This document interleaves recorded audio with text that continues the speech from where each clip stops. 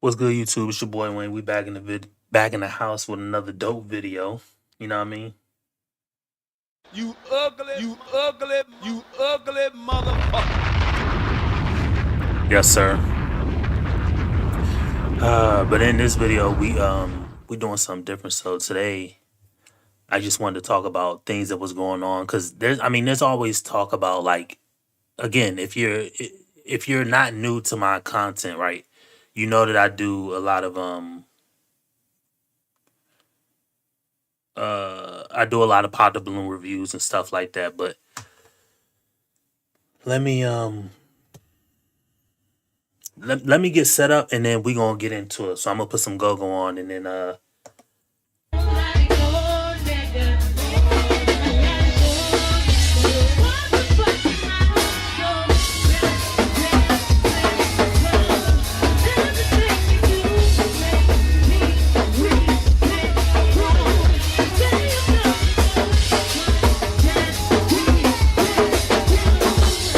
know the deal. Give me a second.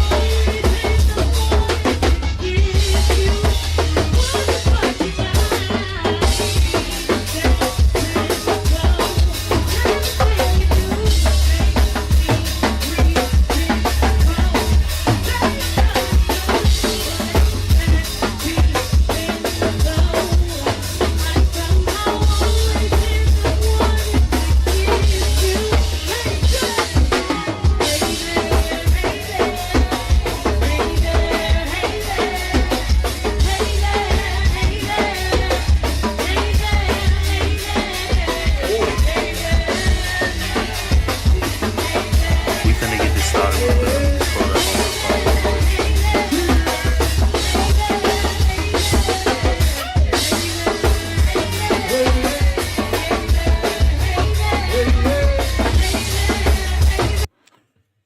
Shout out New Impressions, you know what I mean? You ugly motherfucker.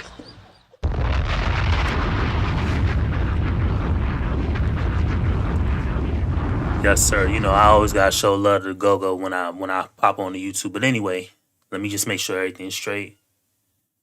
All right, so this first one, we're gonna be finishing up a video that I was doing the other day, and it was from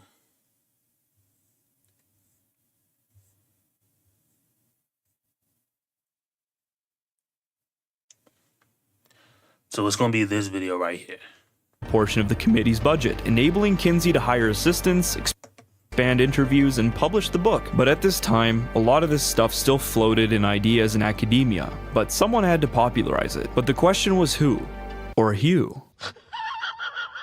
For Hugh Hefner, Playboy wasn't a So this is we're gonna finish up this video and then I'm gonna talk about some other stuff that I wanted to talk about because I still have a video from a homestay journey that I want to get to. There's a video clip from the Davos I don't even know what you call it, the Davos retreat, the Davos meeting, the Davos summit.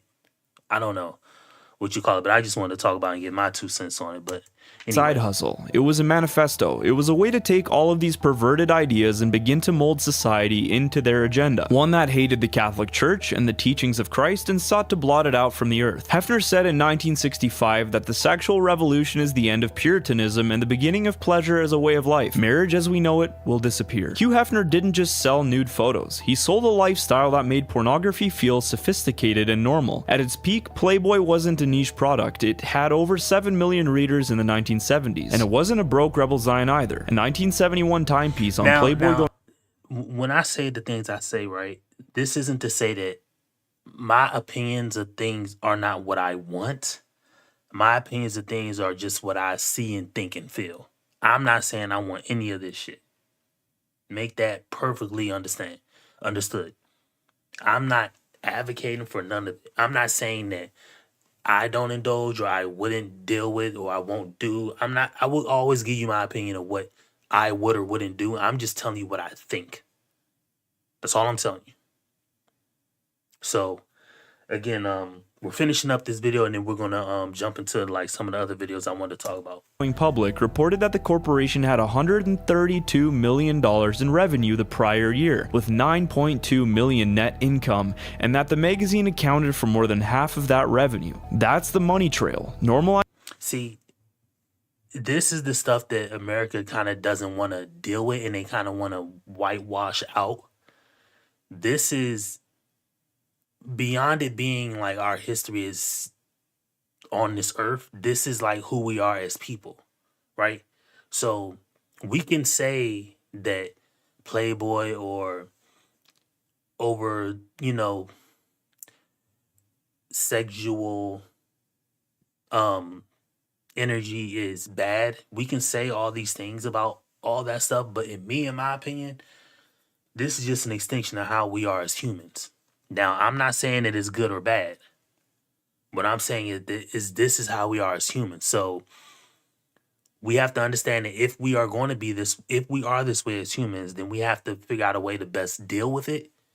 And so many people on the internet tend to think, oh, we're just going to whitewash it out, or oh, we're just going to act like it doesn't, we're just going to ignore it. We're just going to act like it doesn't exist. And then in some realm, it's going to go away.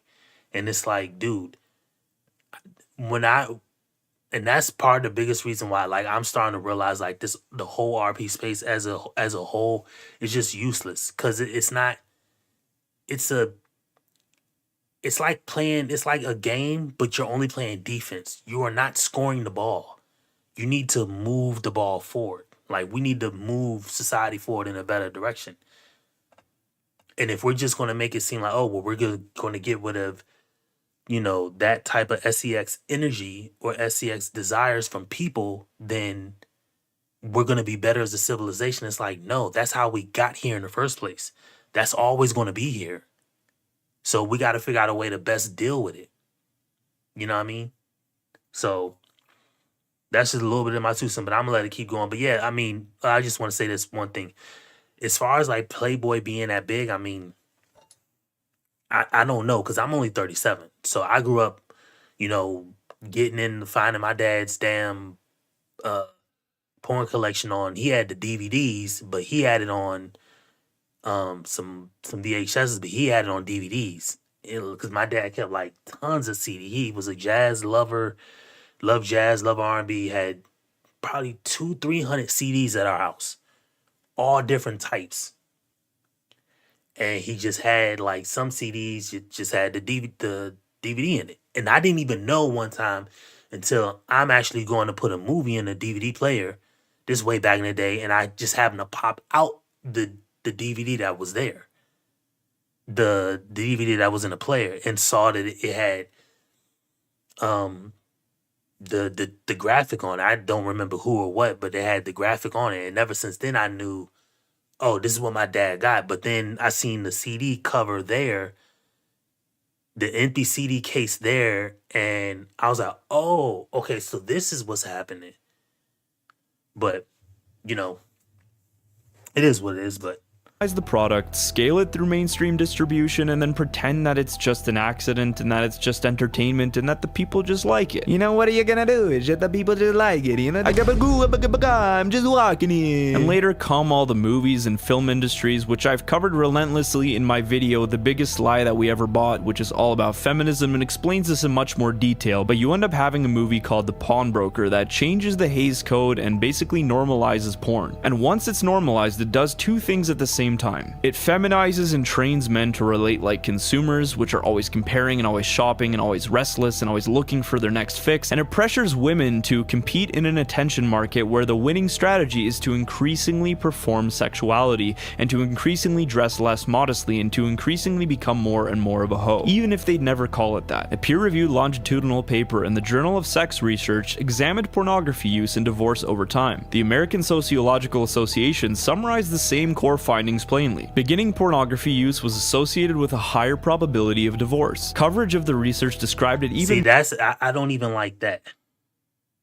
Sure, like this is when you damn, what is I heard somebody say something similar. This is like say the word say statistical without using a S. Like you have to like you when you start doing stats and stuff like that, like y'all have to realize like you can correlate any two things together. I can correlate the number of people that, self delete and what time of day it is if I do that research.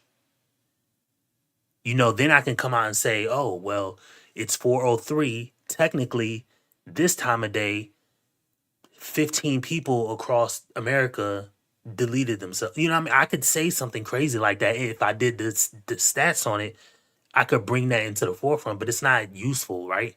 So you're going to say when men watch prawn, and I'm not making the case for prawn, but when you say men watch it, their chance of divorce go way up. Okay. So are you telling me that when they didn't watch it, divorce didn't go up?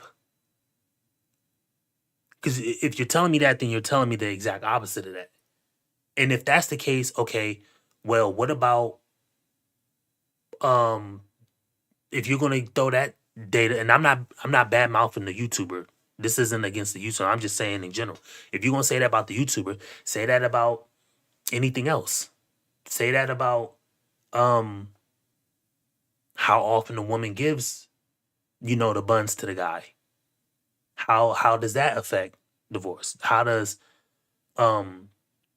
not buying so many things you don't need, how does that affect? Like, we're just gonna throw all these stats out here, and it's not helpful to me in terms of stuff like this. This isn't helpful. You know what I mean? It's just pointing a finger at a guy for something that he naturally has to do to bring forth life, and that's literally how he decided to deal with a woman. That's literally what he got the woman for. We're not going to act like we're a pure society. I just, to me, I don't like when people act pure and then every other instance in their life, they're outside of that. You know what I mean? More starkly, married people who started watching porn were about twice as likely to divorce in subsequent years in that analysis. But and that's so vague. Like, what do you mean watches it? Is that watch it once? Dude, you could say that about anything. You could say that if their BMI, if they gain 10 pounds over the course of their marriage, they're likely to divorce. It'll probably be the same statistical number. Or if they smoked one cigarette or did one type of illicit drug. Or if they never had a a wage increase of 3% year after year, then that'll happen. Like, you could say that about anything. You know what I mean? Come on, like, you know what I mean? It just, I don't like stats that are that vague and that narrow. That's what I absolutely don't like. You know what I mean? Hefner wasn't alone in pushing this agenda. His Playboy empire built itself on the foundation laid by Margaret Sanger, the founder of what became Planned Parenthood. Sanger called marriage legalized prostitution and birth control the pivot of civilization so women could sleep around without consequences. Sanger's writings and speeches openly pushed for— Now, this is stuff, shout out to Rollo Tomaso. This is stuff that he's written and wrote and talked about. He talks about this religiously, right? Now, I guess I can agree with it. I'm not saying I disagree. Like, it makes sense. Like, I follow the logic, right? But, this is all stuff that was before my time. I was born 88. So, any of this stuff is well before my time. But it is what it is. For quote-unquote free love and selective breeding, arguing that unchecked reproduction amongst the unfit, including the poor, disabled, and Catholics, threatened progress. She even spoke at KKK rallies in the poor, selective breeding, arguing that unchecked reproduction amongst the unfit, unchecked reproduction, including the poor, disabled, and Catholics, threatened progress. She even spoke at— Okay, so shout out to whoever in the joint, you know what I mean? Shout out to you. Ugly motherfucker. So if you're just tuning in, she's talking about Margaret Sanger. The host is talking about Margaret Sanger and how she was the creator of Planned Parenthood. and she said that marriage was legalized prostitution. But see, that's the thing that I talk about all the time. Like, I don't like vague terms. It's like, okay, if you believe, and I'm not dissing Margaret Sanger, right? But if you believe marriage is legalized prostitution, then you have to realize that prostitution of some sort is what men need or want. So if you don't want to legalize it, you can like you can make it illegal, or you can make it controlled. But in some sense or some fashion, some realm, the man, juicing the woman inside is needed for one, the continuance of our species, and number two, this is the only metric that men are going to deal with women over the long term. The only other way that men deal with women is if they're like parents, or if that's your sister, or if that's your mom. You know what I mean? Like I have a wife and I have 3 daughters. So they don't have to, well, my wife has to worry about that. But my daughters don't have to worry about that because I don't, my daughters, that's a different relationship than I have with my wife. She knows that me, juicing her is a number one type of focus for me in our condition of marriage. So it's going to have to happen some way. But if you feel like if unfit people shouldn't breed, then fine, unfit people shouldn't breed. I don't care. But it is what it is. KKK rallies in the 1920s to promote her eugenic agenda. Sanger's first U.S. birth control clinic opened in 1916 in Brooklyn's Brownsville neighborhood. Heavily Italian Brownsville, I didn't even know. 19 birth control clinic. K rallies in the 1920s to promote her eugenic agenda. Sanger's first U.S. birth control clinic opened in 1916 in Brooklyn's Brownsville neighborhood. Heavily Italian. Brownsville, 1916. Jesus. Italian Catholic immigrant area. While she framed it as serving poor communities, critics note her eugenic views targeted groups with high fertility, primarily Catholics, who she saw as unfit or burdensome. Her Negro Project in 1939 aimed to reduce birth rates in black communities, conveniently also mostly Christian. But the biggest shift began after World War II. As white suburban birth rates fell after the 1960s pill, Planned Parenthood shifted focus to minorities and religious groups with higher fertility, including conservative Catholics and some Protestants. But from my view, I believe that there should be no more babies. Sources describe early clinics targeting inner-city areas with large Catholic populations, Eastern and Southern Europeans initially, and then later Hispanic Catholics and Italians. Even right now, 62% of Planned Parenthood abortion facilities are within 2 miles of black populations, 64% near Hispanic and Latino areas, many of which are Catholic-heavy. These weren't random weirdos. They were celebrated, funded, and platformed by all of the major American and foreign interest institutions for one goal: to destroy the Christian sexual order so that they can install the final form of human slavery, the technocracy and transhumanism. But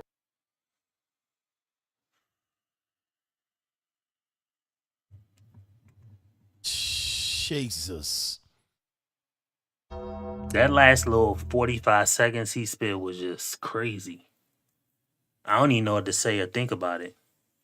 But hey, it is what it is, you know what I mean? I just don't think that. I don't know. that's for another video though, so subscribe in order to see that one. At this time, women get, quote, liberated into working and sleeping around, men get pacified with porn and video games, birth rates crash, and the state becomes the only family left. But it doesn't just stop with women getting. See, but that's my thing, like, the state becomes the only family left. But I don't think, this is the reason why I don't think, and I'm not downplaying the YouTuber. I think the YouTuber is probably spot on. But I just don't think, like, the mischievous is all about control of the people for the government. Because much like anything in life, the number one goal is to thrive, right? But the number one thing that is always gonna hang its hat on is like staying alive. So even if you trick the girls out of their position and you get the guys out of their position, the government doesn't have a government if people aren't born, it also doesn't have a slave force to build or to do whatever the government truly wants if there are not people. So that's why I'm confused about when people say um about like the Planned Parenthood stuff. I just never really thought of it like that. You know what I mean? I'm not saying that the government didn't have mischievous things probably going on. It probably did, but what do you want? Like what do you not what do you want? Like what's the long term play? Because if people aren't born, then this is all for nothing. You have no government if there's no humans to govern, if that makes any sense. But The lie of liberation. The same poison that rewired society hits men even harder, and the fallout is brutal. Look at the numbers. In 2023 to 2024 data, men account for nearly 80% of all suicides in the US, with a rate of about 22.8 per 100,000 compared to women's 5.9. That's roughly 40,000 men lost every year, and it's not getting better. damn. I don't know if that was a small or large number. I just didn't really think of it like that. Rates among working-age men have climbed steadily since the sexual revolution kicked off. Loneliness is an epidemic crushing young guys. A 2025 Gallup poll found 1 in 4 men aged 15 to 35 reported feeling lonely a lot the previous day, higher than any other demographic. And that takes us to the ideal male figure of the sexual revolution. So where do these broken, angry, and desperate men end up turning? The manosphere, the red pill, guys like Andrew Tate, Rollo Tomassi, Fresh and Fit pods, and all these online gurus who promise to wake you up, but do they really deliver, or does everything they preach end up in a logical contradiction? Now that I don't believe. I don't think that the men that they named are putting people in a logical contradiction. I believe that people are taking things way too literal and like they're nerding out too much. You know what I mean? To like they're nerding out too much to there's no like swag with it. You know what I mean? Like these are the people who these are the people, right, who in my opinion, not the YouTubers that they're talking about, but the people who think that they're bad, the people who think that like these people are bad are the people who could never really talk to a person. They don't get like they maybe have social anxiety, they don't get banter, they don't get like the push pull of friendships and stuff like that. They don't understand how to not be cool. They don't like they nerd out over stuff. That's honestly what I feel like the people who have anything negative to say about these people, that's how they feel. They nerd out over stuff like that. And if you nerd out over it, fine. You know what I mean? I'm not saying don't, because some of the people in there probably are that way, but it ain't don't. People take things that people say literally versus actually trying something that somebody says. So if somebody says something outlandish, it may sound outlandish, but did you try it? Okay, you tried it. What was the result of you trying it? Okay, it went bad. Okay, cool. How about this? How about you try it for a week straight or a month straight? And then you're seeing success. Oh, you got kind of what you wanted. You see what I'm saying? I'm not saying that these men are perfect, but what I'm saying is people are taking these things too literal versus actually trying it. You know? But it is what it is. Man of God, both of them man of God. Man of God. Man of God, Man of God. Amen. I'm sorry she said that, Jesus. Don't listen to her. Where's the holy water? Here's the thing. They get the diagnosis mostly right, and I can say that as a Catholic from my point of view. See, and that's the biggest probably shortcoming right there. Is because he's a Catholic. So once you bring like religion into it, you're not objective about the situation no more, for number one. And number two, you won't do anything to change the predicament or the situation at hand. And that's where, in my opinion, people like Myron, Andrew, and the like win, is because they're offense related. They're not defense related. See, locking your doors is a defensive tactic when you're in your home. That is so there's a line of defense between you and the outside. But you have to deal with the outside if ever it does come in or you're ever outside of your home. So how do you deal with outside when you're outside of your home? You have to do a offensive trick or offensive maneuver or offensive stance. That's the stance you should have. And that's where I feel like Myron, Andrew, and Rollo and all of them, they come into play. They have something for you to do on offense. You know what I mean? You got to do both. You're not always going to be on defense your whole life. You can live on defense your whole life, but you would have not experienced life. Again, life is for the purpose of man is to live. You know what I mean? Life is for the living. You have to live. Now, in tough situations, resort to defense. But in everyday situations, you're only going to get out by doing offense. You're going to exert power into something and you're going to get something back from it. If I'm hungry, I have to find something to eat. You know what I mean? I have to go on offense and find something to eat. You know what I mean? Now, if I have enough of things that I made a big catch or a big fish and I got all that. Okay, now that's when I should think probably defensively. So nobody comes and takes my rations. You know what I mean? But Nail the symptoms, the hypergamy on steroids, hoflation, women inflated with options and expectations. and this is the last thing. This is always the reason why I said I find it funny when like the religious type get into this space because they agree with everything that these people agree with. But then when it comes to doing something about it, that's when they go cold turkey. And it's like, dude, you don't even realize that playing defense, we got here as a civilization with playing defense. The reason why the world is so messed up is because people aren't doing anything. I'm not saying you have to do something physically about it, but what I'm saying is you're not doing anything about it. You're not changing your life. You're not trying to attempt to do anything. Like, you're just sitting back and pointing things out. And it's like, dude, pointing things out do nothing. You have to do something.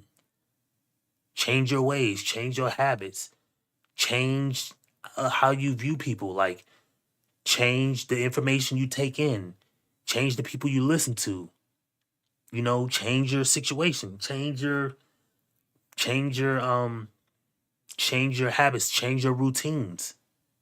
Do something different. Learn something new.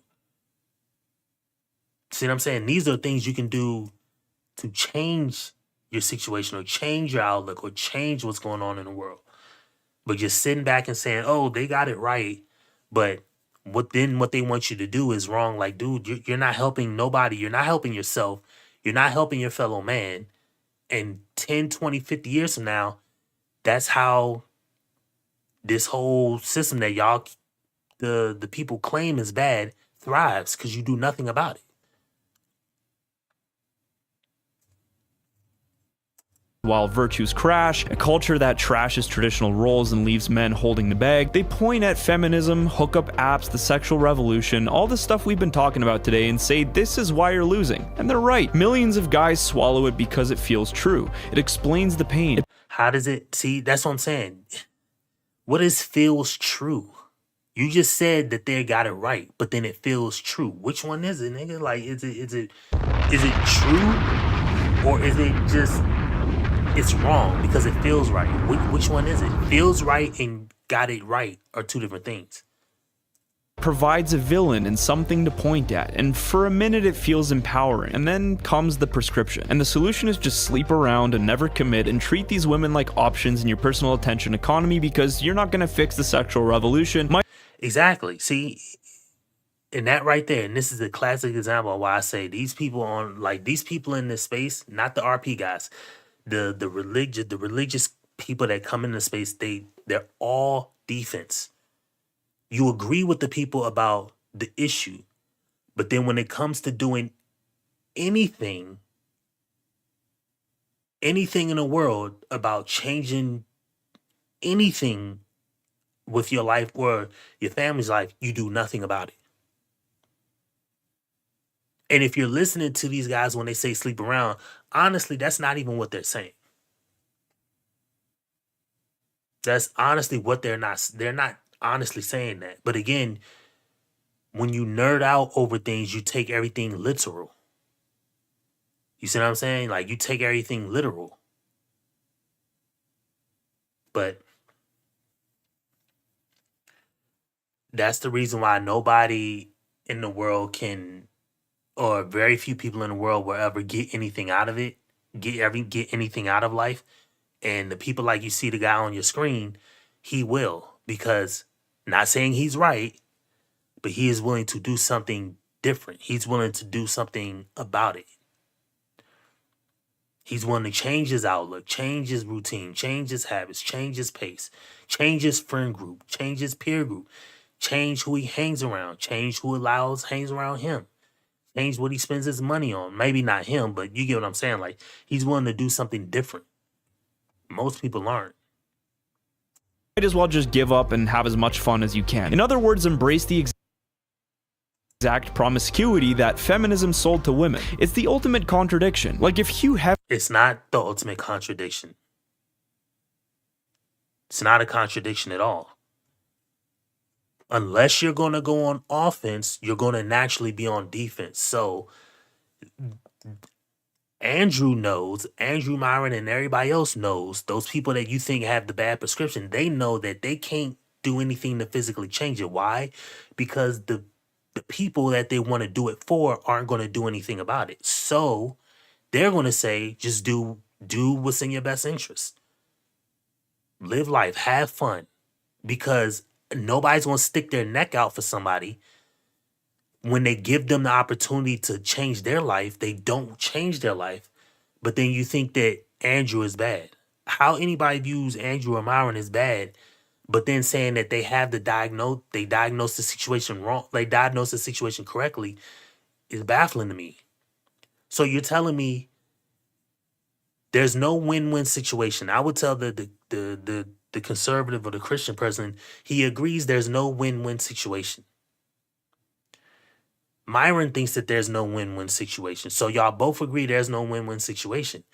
Now, the Christian or the Catholic or the conservative type will just stop there. Myron is saying, okay, if there's no win-win situation, well, what can I do to get something that works for me out of it? What can I do to benefit me in the here and now out of it? That's what he's saying. What can I do like right now to change my outlook right now about it? Is there anything I can do? Is there anything I can't do? Like, what can I do right now to change my outlook? To change my friend group, my job, my anything. And that's what I vibe with the most. You know what I mean? Now certain YouTubers do say, you should, have fun or whatever like that, but they also the thing is people criticizing them don't keep it 100, because they also say if you want to settle down, if you want to participate in it, do it at your own peril. But notice this YouTuber didn't say anything about it. Why? Because he is on the religious side, and the religious people have no offense. And the worst part about them having no offense is the defense that they do employ still sucks. It's still terrible. So coming after Andrew, Myron, and all them people is useless. At least Myron and Andrew are trying to do something to change their life to benefit them while dealing with the same nonsense that the religious type are dealing with. You know what I mean? If we all have to eat a shit sandwich, Myron's saying, okay, if I'm forced to eat a shit sandwich, let me put barbecue sauce on it. And the person just beside him eating this shit sandwich is like, you're a loser for putting barbecue sauce on it. And Myron's like, we are both eating a shit sandwich. Both of us. Mine's look just like yours. But at least I'm trying to do something to benefit me about it. You know what I mean? Hefner saw Andrew Tate and all these red pill guys, I'm pretty sure he would be very proud of what they've become. The same ideology that destroys covenant love and don't he look like somebody that'll have that see, here we go, the covenant love. He's so lost. He's not even realizing that we got here with that covenant love. Hugh Hefner broke through the covenant love. Margaret Sanger broke through the covenant love. Like, all those things that led up to the destruction of love, it broke through all of that. You know what I mean? Like, how many times are people going to be, you're not even pushed out from the group. Like, you're outside the club. You were inside the club living a very moral high life. You got beat up, kicked out of the club, and you're still spouting the same energy that you was inside the club. To me, it's time for you to go on offense instead of defense and figure out some way to enforce or not enforce, figure out some way to get what you truly need out of the situation. But you can't do that and be he's Catholic, or I say you can't do that and be Christian at the same time. You have to do defense or offense. That's how most people think. I don't think that way. I think you can do both. You know what I mean? I think you can be defensive here and be offensive there. Like I gave an example earlier. You lock your doors at night, that's a defensive move to protect yourself, protect your loved ones, your interests, your things you have from the outside world. However, one day you're going to be in the outside world. What do you do about that when danger arrives in that realm? Do you go on defense? Do you run back to your home, no matter how far away you are, to lock the door? Or do you go on offense? Do you go on offense? Do you carry a little knife? Do you carry some bear spray? I don't know, something. Do you know how to Ronda Rousey and snap niggas' arms off? Do you learn anything to do anything different? You don't carry no 380. You don't snap nobody's arm off. You don't carry no mace. You don't do nothing. You just run all the way back to your home and lock the door. That ain't gonna cut it.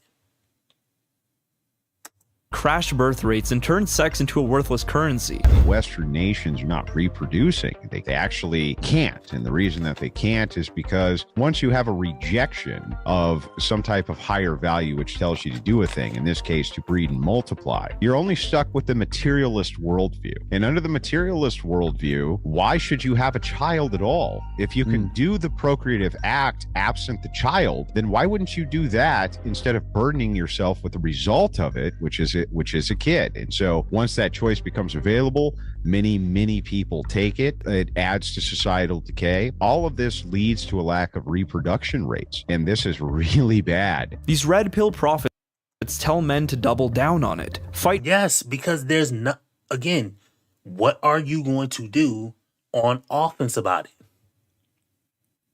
Andrew Tate would love nothing more than to physically stop everybody from being destroyed and used. The problem is, even when he tells you the information, I'm just including Myron and all the RP creators, even when they tell you the information, even when they show, and you agree that the information they're telling you is accurate, because the YouTuber said it himself, they diagnosed the situation right. So you agree with Andrew that this is happening. You agree with Myron that this is happening. But when Andrew says, okay, this is happening, so here's what you can do instead. Here's what you should do to get around it. Here's what you should do to make sure that you sleep good at night, or that you're taken care of, or that you don't get used, or that you have money in your bank. Then once he gives you an offensive strategy to use, then you want to throw him up under the bus. And to me, that's why I always say, like, people, like, we deserve the world that we have right now as human beings. We deserve every last fucking drop of the pain and suffering. Every last drop. Because the people we actually doing it for, that we're sacrificing for, the people we actually love, the people we actually want to see prosper, are throwing us up under the bus because they feel like their defensive strategy that has failed them up into every day of their life, their defensive strategy that has failed them to this day is the best strategy, or it is the only strategy, should I say. And I just don't understand how people don't see that. Feminism by becoming the male mirror image. Fight fire with the same gasoline that started the blaze. And the worst part, it's a massive grift. Take Andrew Tate, the poster boy. Guy built an entire empire on quote-unquote escaping the matrix, but his main hustle was Hustlers University. Welcome to the smartest decision you've ever made, Hustlers University. He looks so different with hair. That's crazy. This is the smartest thing you've ever done. If you're sitting there wondering, you should already know, but if you're sitting there wondering, is this going to be worth it or not? Buckle the fuck up. Which is now rebranded as something else, a subscription course teaching game, crypto scams, and copy and paste wealth schemes. Estimates vary, but he's pulled in tens to hundreds of millions of dollars from desperate young men paying monthly fees for his wisdom. Now, here's what I'll say about this. I don't know everything, so let me just first get that out the way, you know what I mean? I'm not sitting here saying I know. I don't know, but I know you don't know either, bitch ass nigga. Yeah, my dog Andrew. Yeah, see, I'm let me just say this. I don't proclaim to know everything, right? And not everybody, we are all where it's at. I do not look down on niggers, kikes, wops, or greasers. Here you are all equally worthless. We are all equally worthless, right? So if Andrew is doing any of them nefarious things, I would hope he isn't. But if he is, I can't control that, for one. For two, again, at least he's doing something about it. And number three, ain't nobody else really putting money in his pocket. And the biggest thing, number four, the religious type, so this includes the Catholics, the whatever, I don't know, maybe the Moors or the Hebrew Israelite. I'm throwing them all in the same bucket. Because they tend to think that their way is best. They do the same scam. We literally just had Drewski showcase their scam. You got pastors locking people in rooms saying, I need 40K about y'all. Getting mad, catching an attitude with the women who brings him $800 when he said, I needed $1,000. He's literally catching an attitude on camera. And you don't know where that woman money came from. That could have been her fucking last. So if anybody looks like they're grifting, if anybody looks like they're scamming, it looks like anybody who's getting money related to some type of embetterment of humans is grifting, I'll accept it. But if you want me to accept it, we throwing the pastor in the same boat as Andrew Tate. With the same scam. Literally, week after week, all that money go directly to him. He ain't even got to pay taxes from it because it's under a nonprofit stipulation. And when people do need the money from his church, that money is gone. We got pastors with Benzes, Rolls Royces. You got pastors with jets. So if you're going to throw anybody who makes money off of male empowerment and try to use it as a scheme, saying that they're scheming, you're going to have to put pastors in there too. He lived in Romania with a rotating harem and flexing Bugattis. Same with the books, podcasts, and seminars. Rollo Tomasi's The Rational Male series, all the alpha... Shout out to him, you know what I mean? He another go to this. You know what I mean? You ugly motherfucker. Shout out to Rollo, big Rollo. You know what I mean? He another go to this. Let's hear how let's hear how the religious guy uses Rollo now to throw him up under the bus. Let's see what he got for him. Coach boot camps charging thousands. They monetize your pain, sell you the diagnosis for free on YouTube to hook you, and then they upsell the... Stop. I ain't even gonna let him. So again, remember, he said earlier in the video that these RP creators get the diagnosis correct. So let's just every time, like, because these people get way ahead of themselves, so let me just backtrack it. He said every time, once he started talking about the RP people, he said they get the diagnosis correct. They are 100% on board with the diagnosis. So you agree with his diagnosis. So before you throw him under the bus, You agree fundamentally with why or what he thinks is the issue. Y'all both agree. So let me backtrack that, and then we're going to Cure keep that going is your from there. pain, sell you the series, all the alpha coach boot camps charging thousands. They monetize your pain, sell you the diagnosis So they monetize your pain off of selling you the diagnosis that YouTube, the creator, the guy talking, believes. for free on YouTube to hook you, and then they upsell the cure that keeps you addicted to valid. They never, number one, it ain't no cure because nobody promises anything. Nobody promises anything, at least that I know. None of these YouTubers promise you you're going to get boxed. None of them promise you you're going to find a wife. None of them promise you you're going to have kids. None of them. That I know of. They can't promise you that. And then you said it keeps you, they sell you promises, which I don't see them selling you promises. And then you say those same promises keep you stuck.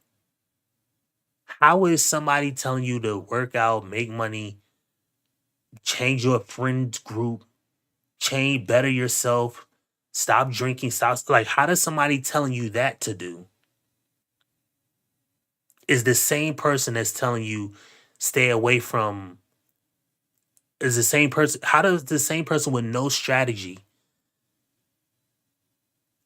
how is somebody with no strategy downplaying somebody who's giving you a strategy to better yourself? I don't understand that. Validation, chasing notches, and never actually building anything real. They never said chase notches. I'm only speaking for Rolo specifically. He always say date non-exclusively. You can go on multiple dates with multiple women. But again, the religious groups don't believe in that. So they don't believe in it. However, the women that are in the group and or not in the group, they're going to believe in it. So you have no way of stopping women from dating multiple people. But a man can't date multiple people? Into that point where they have that bad breakup, or they have that bad divorce, or they're going through some kind of trauma, and it's only at that point where they start questioning about, was what I taught for real or not? And so, the work that I do kind of steps in and fills in those blanks. And the real world fallout, guys who go deep end up more isolated, and the online forums are jam-packed. They're not isolated. These are the losers, in my opinion. They are losers who are not doing nothing about it. They just got the material, they heard all the talking points, and they're not doing anything about it. Packed full of negative testimonials. Bitter 30-somethings with high body counts, no family, porn-fried brains, realizing the abundance mindset left them empty. Advocating towards spinning plates and saying that the Dan Bilzerian lifestyle is the way to go. A lot of them are in marriages for decades and decades. So why are they advocating for you to get a vasectomy and then sleep with a bunch of women that you don't even like? For what? What do you? They're not advocating that. Again, y'all, that's why I say, people be listening to these people hook, line, and sinker. Shout out CGA, that's a term he will use. They're not 100% advocating that. At least, I don't know. I'm only speaking on the people that I watch or that I know of what they're actually saying. And as far as somebody being married, well, how can anybody, again, it just comes down to value. So if you're gonna tell me I can't have an opinion because I'm married, fine. Well, nigga, you can't have an opinion about marriage if you ain't married. It's got to go the same way, or is it just I can't do something because you don't like my insight about it?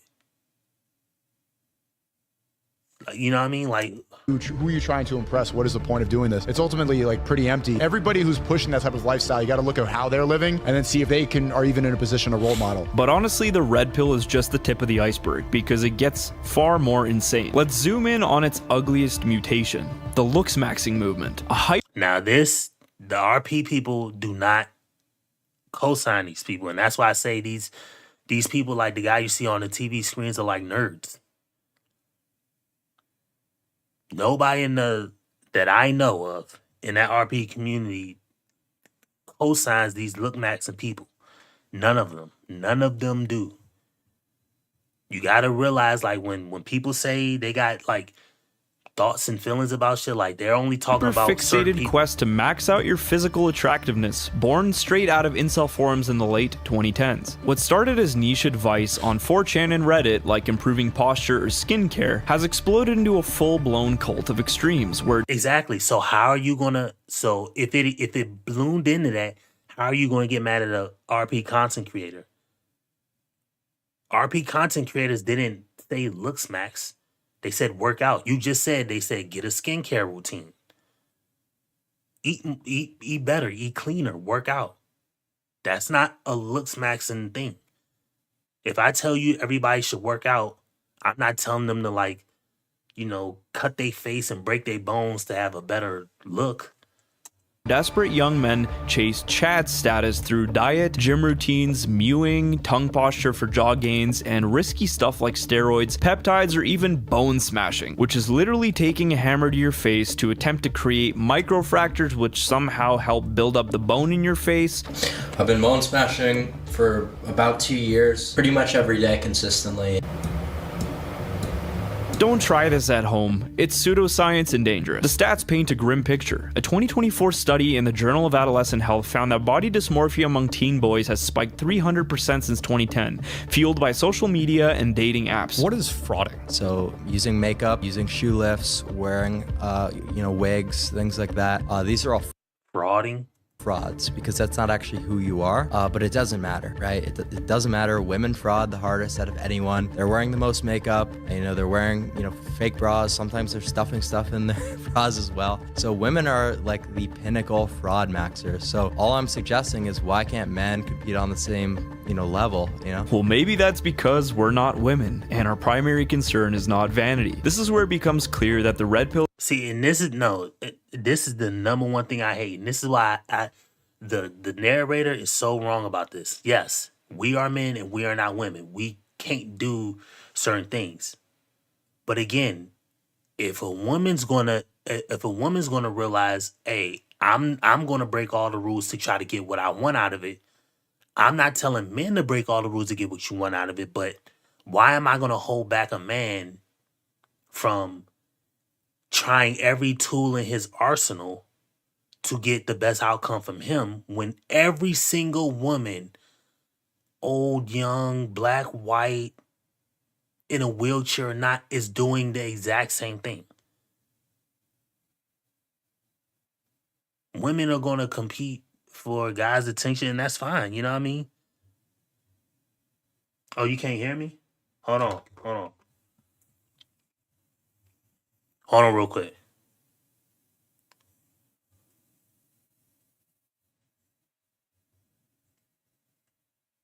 You should be able to hear me. You can't hear me? I don't know why you can't hear me. You should be able to hear me. You can't hear me? Can you hear me? You should be able to hear me, bro.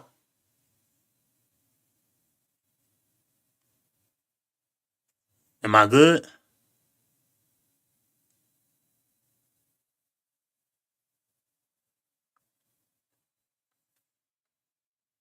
I should be good, right? I don't know why you wouldn't be able to hear me. It's showing that I got it up and you should be able to hear me. I don't know why. Let me know if you can hear me. But anyway, I'm going to keep going on with the content real quick. Is just a different mutation of the transgender ideology, trying to erase the distinction between men and women, paving the way for transhumanism by getting people used to transgressing their God-given biological nature. What we're led to believe is that either these guys are all state-sponsored agents, or none of them genuinely have any understanding of philosophy, theology, or history, and so they mindlessly go on these podcasts spewing this logically contradictory nonsense. Platforms like TikTok push looksmaxing content to millions, over 1.5 billion views on hashtag looksmaxing by late 2025. These guys are funneled into endless vanity, comparing themselves to filtered ideals, and spending fortunes on ascension hacks that often wreck their health. Now enter the grifters profiting off of this pain, like Clavicular, real name Braden Peters, the 20-year-old streamer who's become the poster boy for look. Now this guy's off the hook. Oh, you can't hear me. Hold on. I don't know why. Hold on real quick. Hold on real quick.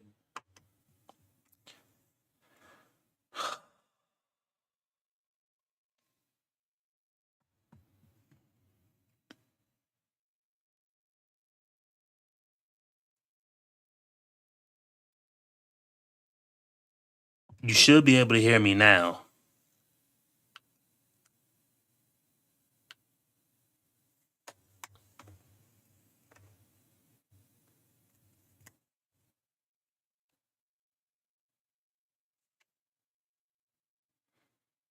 Did I get a copyright? I know I ain't get copyright. Let me check my email real quick.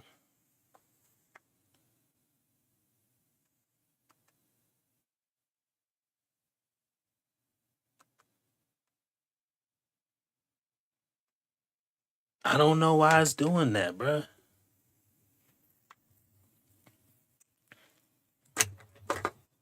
Hold on real quick. Let me see something.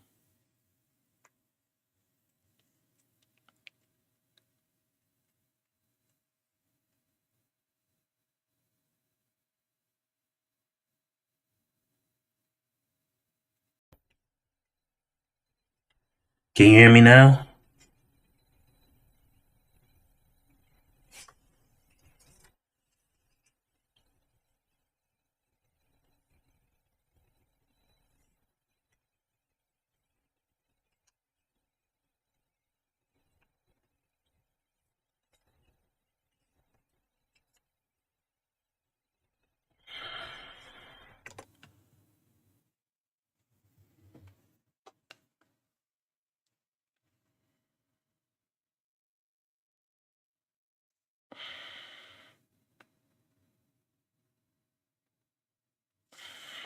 Hold on, one second.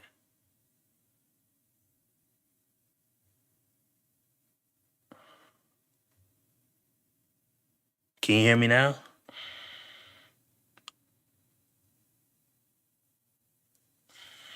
Hold on, one second. Wait, you can hear me now? I had it muted?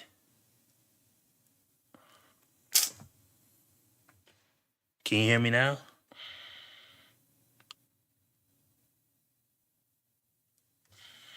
Hold on, one second. Wait, you can hear me now? I had it muted?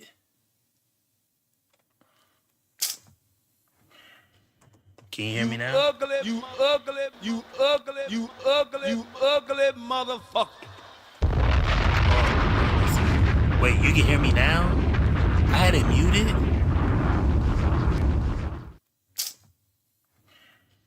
Can you hear me now? You ugly motherfucker. Wait, you can hear me now? I had it muted?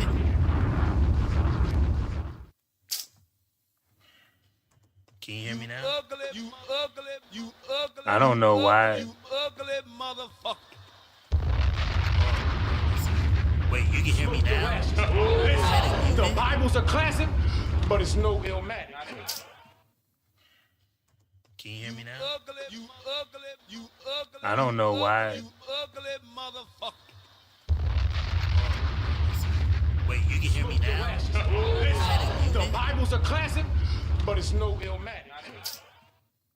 Can you hear me? Can you hear me now? 1 second, bro. I don't know why. Wait, you can hear me now?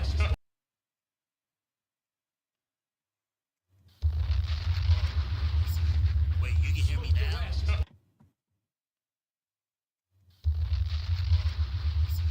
Wait, you can hear me now? Wait, you can hear me now?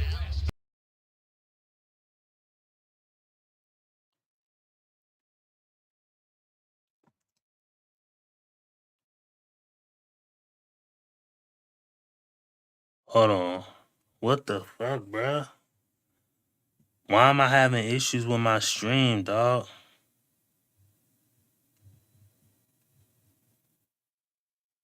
Please tell me you can hear me.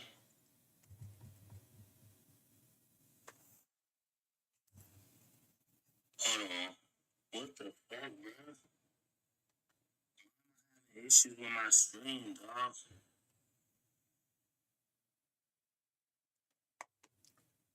I think you can hear me now.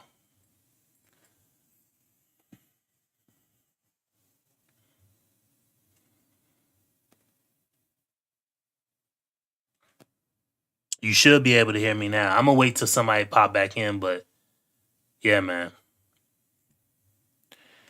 Anyway, I can't believe I was just streaming and that shit was a fucking farce, boy. That shit was anyway. Maxing gone wrong. With over 580,000 Can you hear me, TikTok bro? Let me know if you can hear me, bro. I'm good.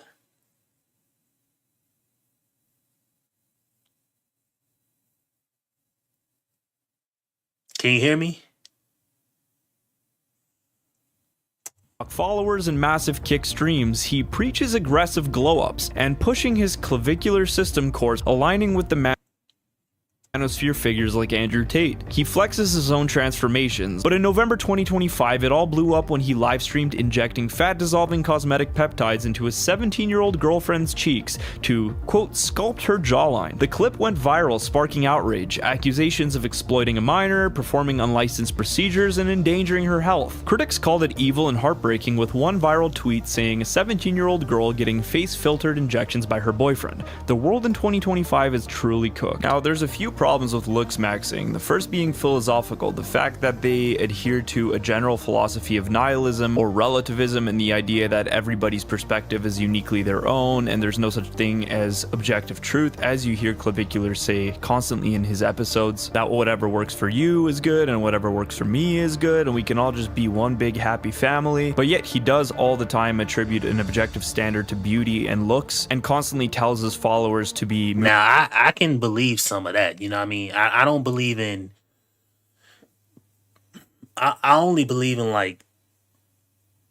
I'm not saying what's good for me is good and then not for you, but if you do something for you, just learn to live with that. Because you ain't going to control nobody else. You ain't finna make nobody else love you any differently than anybody else. They're going to equally hate you. They're going to equally be annoyed with you, all that. So do what's in your best interest at all times. That's what I tell you. Now, if it's good or not, that's for you to decide. If smoking dope or smoking crack is good for you and you make money from it, hey, by all means, do what you do for you. Moving towards that goal, which implies an ethic which you cannot derive from a nihilistic worldview, and that leads to a blatant contradiction. Now, the second and most dangerous aspect of looks maxing that nobody is pointing out is that whether it's intentional or not, it is normalizing the incessant use of technology to maximize the human person and blurring the lines between man and technology. This is the same worldview shared. It's not blurring the line between man and technology. At least, I don't know. It could be, but it is what it is, bruh. You gonna have to blur that line or go see. Here's my thing. This guy comes off like a religious person, and that's fine if you want to have your Catholic preachings and your Catholic teaching. You want to hold the Catholic high ground. That's fine, but go get it out the mud the way the Catholic book derives. I guarantee you, the Catholic book doesn't say pay all your money and treat your people how you treat your people. And this goes for any religious group per se. The Bible can say the same thing. Learn to love one another, okay? But loving one another ain't scheming and scamming on one another. You know what I mean? Loving one another. How can let's just keep it on the Bible perspective. Like when you got pastors doing the things that Drewski brought to the forefront, are they loving on their people or are they taking advantage of their people? Again, not every pastor. I'm just using that as an example. You know what I mean?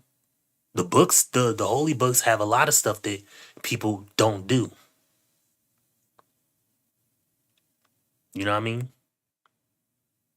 And if you worrying about blurring the line between man and technology, you done lost that fight a long time ago when you don't want to live 100% by the book.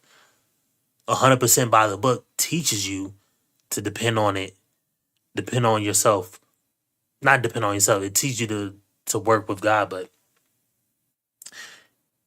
it teaches you an enclosed system that has you, your family, and God in it, and not technology or man. But what does everybody on the conservative side or the religious side do? They want to bring technology into it. If you bring technology into it, then you're dealing with technology. Don't try to hold the moral high ground when you're literally dealing with technology like everybody else. By transhumanist philosophers like Ray Kurzweil and those in Davos and Silicon Valley who are massive proponents of a technocratic one-world government. To me, the looks-maxing community seems to be at the very least useful idiots, but full video on this topic soon, so subscribe. And Clavicular publicly calls himself a Catholic, so I think he's gonna have a real hard time trying to reconcile these views with the Catholic Church's teachings. Now what No, the he heck? ain't. How would he? How's he gonna have a hard time doing it? If every other Catholic person can do the same thing Clavicular is doing, just not be on YouTube, how's he gonna have a hard time doing it? He's doing everything everybody else does. He just ain't on YouTube with it. How is he gonna have a hard time? He ain't. Clavicular gonna be A-okay. At least in my opinion. That fool gonna be A-okay. He's doing everything everybody else does. He just ain't on YouTube with it. How's he gonna have a hard time? He ain't. Clavicular gonna be A-okay. At least in my opinion. You know what I mean? But it is what it is. Do we do going forward from here? This whole mess from modern dating, hoflation to and if we now he asked the question, what do we do? Where do we go from here? You live 100% by the book. That's men and women. If you want that type of outcome, if you're going to proclaim to live by the book, you're going to live 100% by the book. And that goes for men and women. So the women are not going to have all this power and all that stuff that y'all allow them to have, cool. And the man ain't going to have all that power over the woman either. So the man is going to have to step up. So that involves all of these pagan ass holidays that y'all want to celebrate. That's gone. All this Christmas celebrating, that's gone. So explain how you going to have a Christian household when you ain't celebrating Christmas. I'd love to see you explain that away. Or even the makeup. Or how y'all teach and speak to your children. Or the things that y'all do. But I love to see y'all explain that away. I don't have to explain it away because it ain't for me to do. You know what I mean? But that's what y'all gonna have to figure out. trad wife hypocrisy, red pill contradictions to the look max. There ain't no red pill contradictions. At least, sure are there creators who that y'all are nerding out over? Sure. But the red pillars aren't necessarily, in my view, they're not being contradictory. They know it ain't right. They're dealing with a time that they have no control over. You want me to be in a lose-lose situation and not try like you? No, that don't work for me. I'm not going to do that. And that's what then the to me, in my opinion, the church has far greater issues to worry about than what RP men do. In fact, the church would have way more people in it if they just adopted the RP stance and actually go on offense instead of defense. Then you would have more men there, but you don't. So deal with what you got. Bruh, I don't know what was going on, bruh. I didn't do anything. I literally... Hold on, when I got it on this, can you still hear me? Let me know if you can still hear me when I have it on this view. I didn't do anything. Only thing I did was cut off my stream and started it right back up. That's it. I didn't do anything different. Can you still hear me?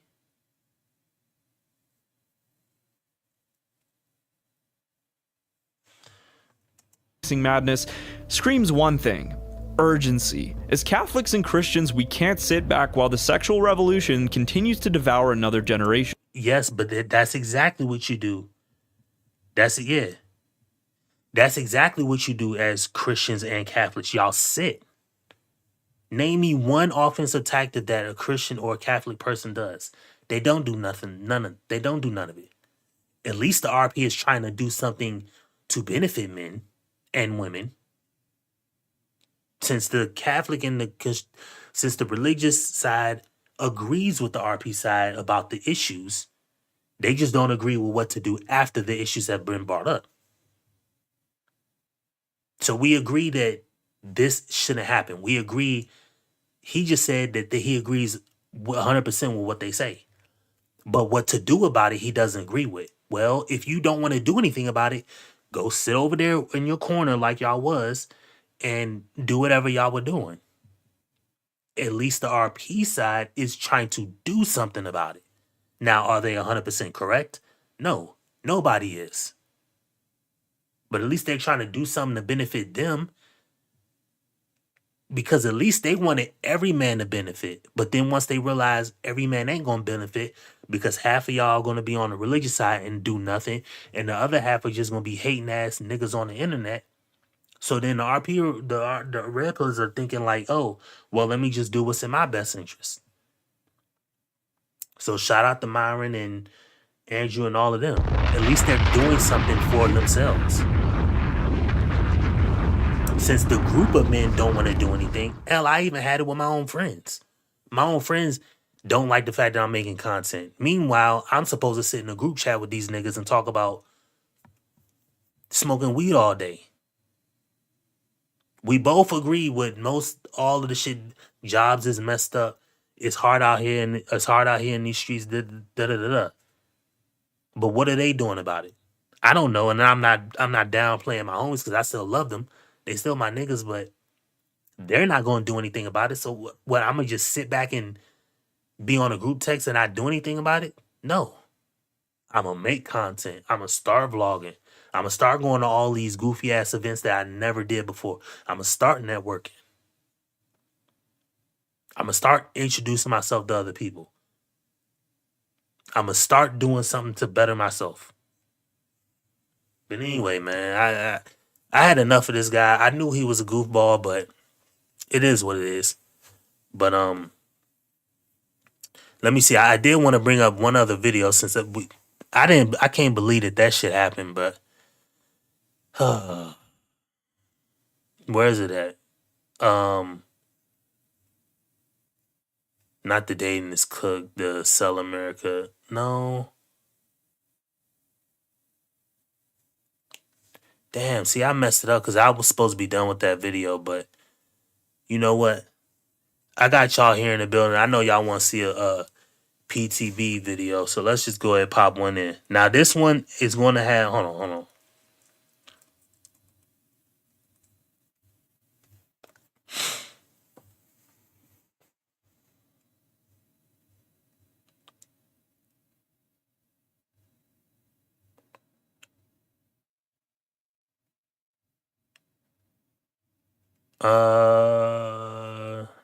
We about halfway done with that one.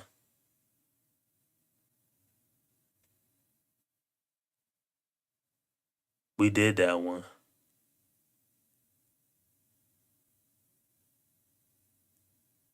Nah, we didn't do that one, but... Oh, we did do that one. Let's finish out this... Hold on, bro. I'm gonna pop this Love Mountain joint up there. I know. We can ready to get this Love Mountain one up there.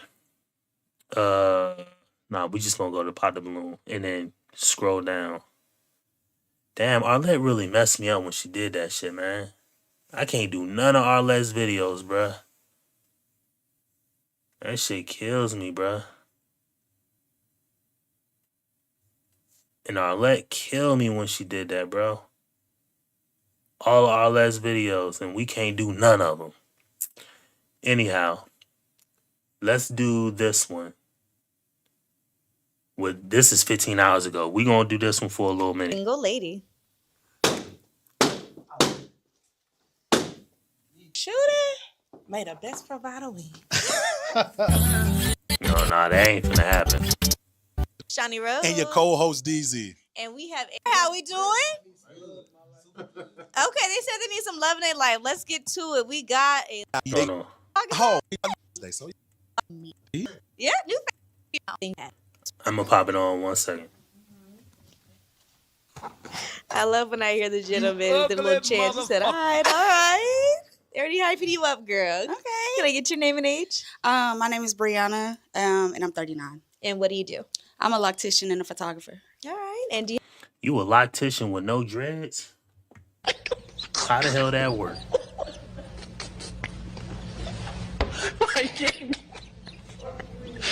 You have to read this. How you a loctician with no dreads? And I'm 39. And what do you do? I'm a loctician and a photographer. All right. And do you have any children? I do. How many? I have 4. I adopted 3. Oh, wow. You adopted 3? Wow. We have to get into that story later. That's beautiful. How do you feel about a gentleman who does have children? I'm okay with that. I just need to know how many. Okay. And what is your limit on how many children and baby mothers? I don't want too many kids, but as long as they're not too young, because I feel like. Then what's your cutoff on the age then? I'll say like 3. Okay, that's young, but okay. Yeah, I mean, it gives you a little wiggle. That's a little flexible. And how many baby mothers do we care about that? Yeah, I do. Okay, what's the number? What's that cutoff? I'm hoping it's 1. So what's that cutoff? The cutoff? My man got 2 baby As far as mamas. baby mamas? Yeah. I'll say 2. Okay, so we squeeze in 2. Yeah. Gotcha. All right, and go ahead and. Ooh. We gotta weed them out. All right. And go ahead and name a deal breaker for us. A deal breaker is a liar. Lying is really, really big when it comes to anything. A lack of ambition. Yeah, we're gonna say those 2. All right, liar, lack of ambition. All right, gotcha. All right, so we do have a few pop balloons. Let's go and check it out. All right, hon, can I get your name and age? My name is David, and I'm 30 years old. And what do you do? I'm a chairperson for special education kids. I'm a special education chairperson in Houston. All right, and why did you pop your balloon? It was just the age. I'm 30, you're 39. You got 4 kids, 1 of your own, 3 adopted. I feel like you're a little more further along the journey than I am. And I'd rather somebody, a little closer to where I'm at. I definitely get it. For sure. But everything else is nice. That jacket fire, you know what I mean? It's on the track jacket side again. Outfit pressure. The grill is cool. I like your hair. But yeah, it was just an age thing, the age gap for me. Definitely. Do you have children? No children. Mm-mm. All right, let's go down to the next one. Oh, my Alrighty. bad. Is he someone that's your type? Yeah, he's good looking. Okay. Kudos. Let's go down to the next one. All right. Ooh. He said never know. He shot his shot. Listen, he shot his shot. I'm telling y'all, that lobby be lit afterwards. All right, can I get your name and age? These niggas tall, I can tell. These niggas 6'2", 6'3". My name too much. I'm 32. Oh, not you forgot how old you 32. was. 32 for sure. What year were you born? 1993.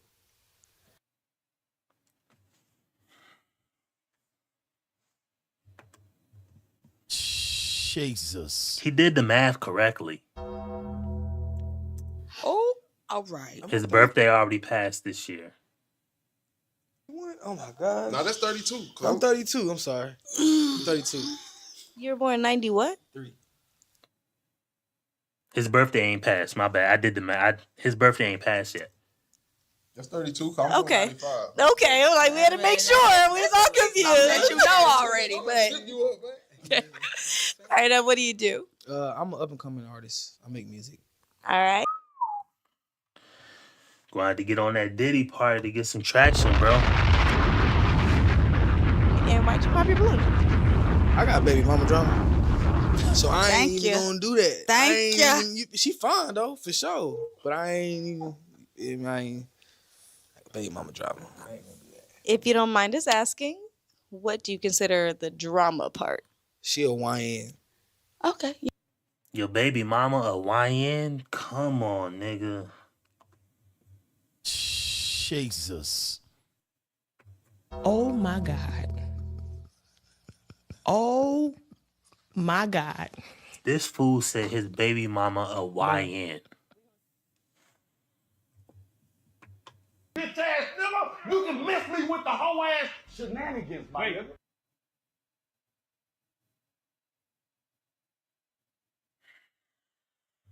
I don't even know what to say, bruh. This fool said his baby mama a YN. Yeah, no, that one did. Consider the drama. I'm a drama. If you don't mind us asking, what do you consider the drama part? She a YN. Okay, yeah, no, that one did. I tripped out. Wait. This nigga said he got a YN for a baby mama, bruh. I don't even know what to say off that. I'm completely dumbfounded. The baby mama is a YN? So she's a YW. She 23. He 32, she 20. Ah, she a young. Yeah, she young. She's 23. Either YB or YN. We're gonna say YN. Why we gotta say okay? Mm. Yeah, YN. That's like young woman. Yeah, she's Young still lady. a woman. She a YL. Yeah, okay, there you go. We ain't gonna call her what you A was gonna call her. YL? She's a young lady. I guess the female version of the YN. Because we ain't gonna go with the YB. I'm not gonna do that. I just put that together. Yeah. All right. How many children do you have? I got 2.5. What the fuck is a bruh? What? Come on, bruh. What are y'all doing? Jesus. Bitch ass nigga, you can miss me with the whole ass shenanigans, my nigga. So, Fuck! How you got 2.5, bruh? What's the half? I got 2 kids. I got 2 baby mamas. So What what was So how old is the other one, nigga? the half? That was just a joke. Are you sure? Is there one on the way? I don't know yet. I've been sleeping a lot lately. Playing. All day playing, bruh. Niggas ain't even trying to be serious. Hold on. Didn't care, Nick. You didn't even try. You could have walked out of that courtroom with your head held high. I could have lived with that, Nick. You didn't, bruh. You not even trying, bruh. You out here playing games. Just playing. Playing. All right. Is he someone that's your type? Yeah, no. Elaborate for us. Yeah, because all that was a lot. So physically, In one- yes. yeah. But He's the attractive. extras, no. Yeah. Mm-hmm. All right. It will save us both heartache. Yeah, definitely save you. Playing. You make sure you make some calls. Make sure you got one on the way. Uh-huh. We're going to go on down to the next one, okay? All right, love. Can I get your name and age? Raheem Zion, and I'm 40. And what do you do? I am a poet in Houston. Shouts out to the poet community. But and I also do nonprofit work. It's my own nonprofit. But I go to the schools, I mentor kids. I cut their hair to create a conversation. Because they not talking. These kids is crazy. Nah, these kids. Shout out to you, bro. You know what I mean? I mess with that, you know. I mess with that. I definitely mess with that. But these kids out here ain't playing. You know what I mean? That's why I stay sticked up, bro. Because I ain't playing either. These YNs will snipe you, bro. These YNs will snipe you right off of the control center, bro. Right off of prison. Right off of headquarters. You'll get sniped right off a TV station, right off the hospital. Right from downtown. So I'm already hit, bruh. These YNs will snipe you. New generation. All right, and why did you pop your balloon? I actually, first of all, you are beautiful. Love the natural hair. Love the whole everything, the aesthetics, what you do, the photography, the creativity. I'm with all that because I'm a barber also. I cut hair too, so I'm into all that. So I see you got that together. And at 39, girl, kudos. Clock that shit. Yeah, get that shit. Oh, I'm sorry. But what was the question again? I'm sorry. I forgot. Why you? Jesus. All that glazing, don't even remember the damn question, bruh. Bitch ass nigga, you can miss me with the whole ass. Glazed her down. Can't even remember the damn question, bruh. Unbelievable, bruh. You ugly motherfucker. Terrible. pop your balloon? Oh, He because did. I kind of popped it too fast when we talking about the baby mamas, right? So I got two. But I Okay. waited till I was 26. That's good. Right? And What the hell? What you mean waited till you 26? You a whole adult. When you supposed to have them? 18? Come on, bruh. You supposed to have kids? I don't know. Because I done spoke about the kid and how it's supposed to work, but we don't live in that day and age. But, so you had kids at 26. When would you supposed to have them? 18? 17? Like, come on, bruh. He talking about he waited late till he was 26 to have kids. This nigga's out here 40 with 2-year-olds. Waited. And it still be like crazy though. Well, the beauty of this show is because I host it, I have a little bit of control. Just a little bit. Would you like your balloon back? I get a balloon back. All right, let's go and get him a balloon. See how that works? Just like that. Yeah. We create this. You hold on to that, and we're gonna check this one out, okay? All right, hon. Can I get your name and age? I'm John Tay. I'm 44. And what do you do? I'm in logistics and also work at old folks home, stripping. No, I'm playing. Everybody on joke time today. You know what I mean?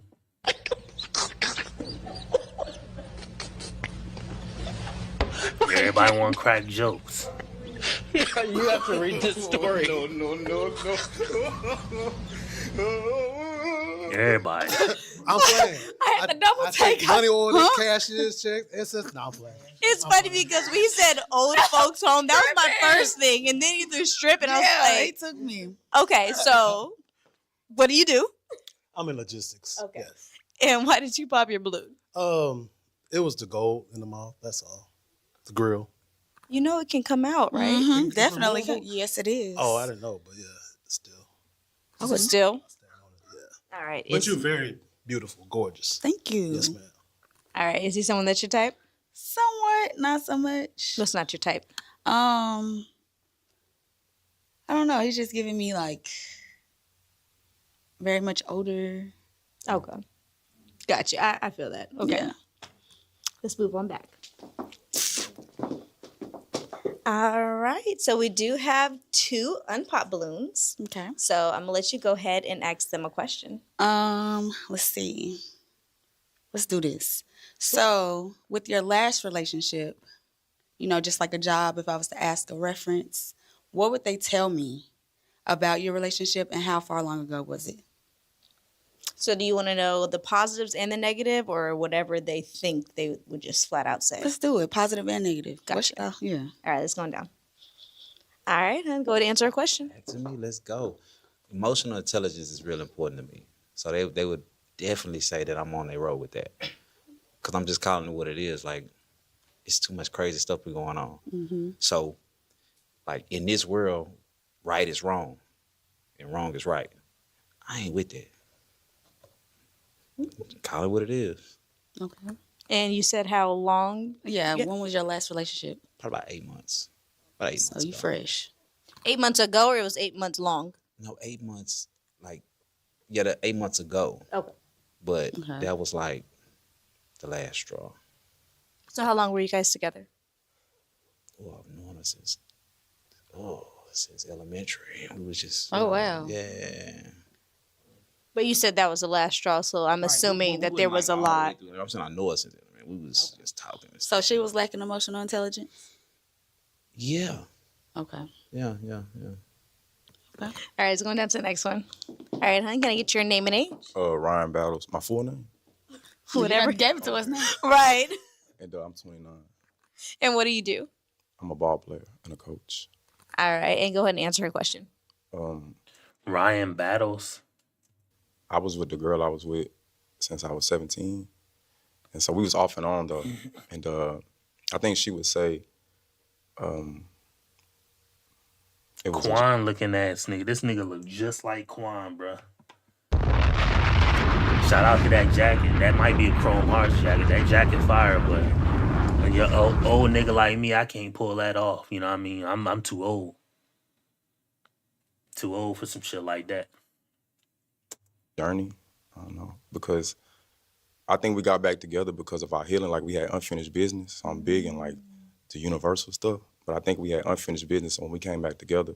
We did a lot of growing. We just grew apart. But it wasn't bad or nothing like that. I just think the universe brought us back together to like deal with our traumas and everything. That way we can like go on and move forward. Okay. Okay. Emotional maturity right there. Okay.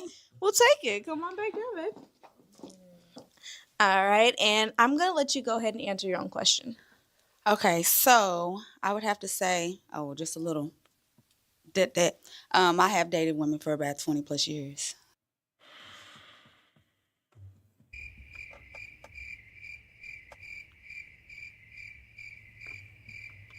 Jesus. Bitch ass nigga, you can miss me with the whole ass shenanigans, my nigga.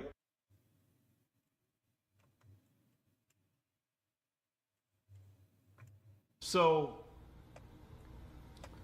fuck! Oh my God. Oh my God. Bruh. Look at the host. So I just started back dating men. So my last relationship was my baby mama, and that was up 9 years. Hold on. Mm-hmm. Oh my God. Oh my God. Bruh. Jesus. You've been dating women for 20 years and now you just started back dating dudes. What, like this year? This weekend? Like, what are we doing, bruh? What are we doing? It was your what? My baby mama. What's that mean? So the girl that I was with, the 3 children that we adopted together. So that's my baby mama, for real. So you guys actually adopted We children, are or both did on she the birth carry? certificate. Mm-mm. Okay, so my best friend's kids is who I adopted. My baby mama is my last relationship. Okay, go ahead. Yeah. So, yeah. You adopted your best friend's kids? What? Come on, bruh. Bitch ass nigga, you can miss me with the whole ass shenanigans, my nigga. Smoke your ashes. Listen, the Bible's a classic, but it's no Illmatic. Man, we living like heathens out here. See, this goes back to the other video I was playing with the lungs of faith guy. When people think that the religious people think that they are just going to sit back, like that guy said, the religious guy said, you know, Christianity and Catholicism need to do a better job at addressing these issues, and it's like you can't do anything about it because, in my opinion. And I don't know, proclaim to know everything. I don't know, but from the stuff that I do know, there's no offensive tactic for Christianity and Catholicism. It's all people have to be brought in, and then once they're brought in, they're washed and made new. There's no addressing people that are opposite of what Catholicism or Christianity teaches and actually physically stopping it.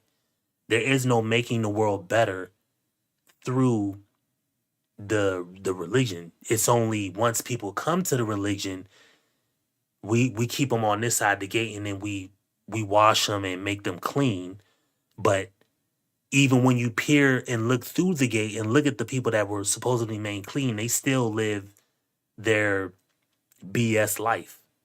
And not saying BS, they still live their secular life. They still celebrate the holidays that the book says don't celebrate. Meanwhile, they're holding on to their moral high ground or their religious high ground. And I don't understand that. And I don't understand how people don't see that shit. He said, the hell is going on, bro? I have no idea, bro. She all over the place.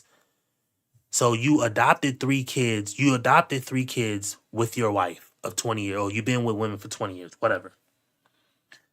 But you adopted your best friend's kids? Like, why she can't watch her damn kids? Like, that's what I want to know. She can't watch her own kids? Unbelievable, bruh. And what did I learn from it?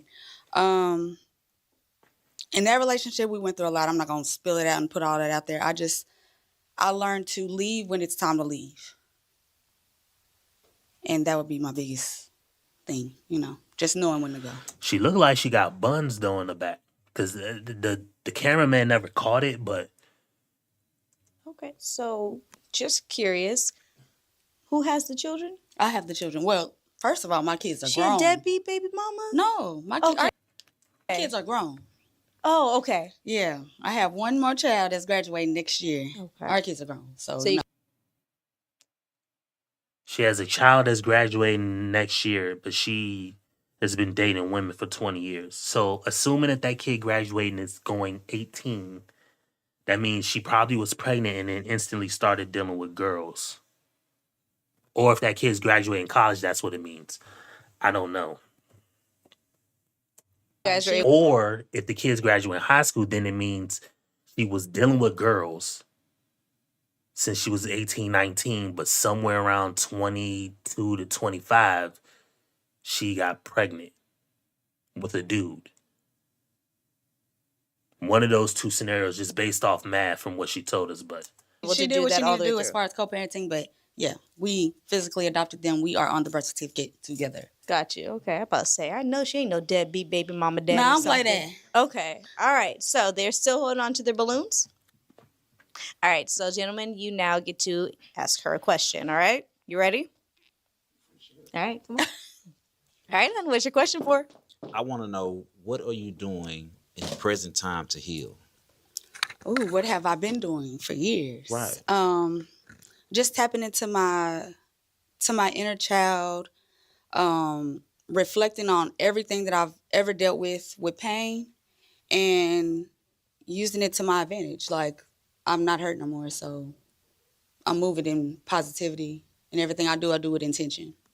Okay, sounds good. All right, let's go down to the next one. All right, what's your question for? This is probably like a normal question, but are you like religious? I'm definitely religious. I'm spiritual. Okay. yeah, she looked like she got backside.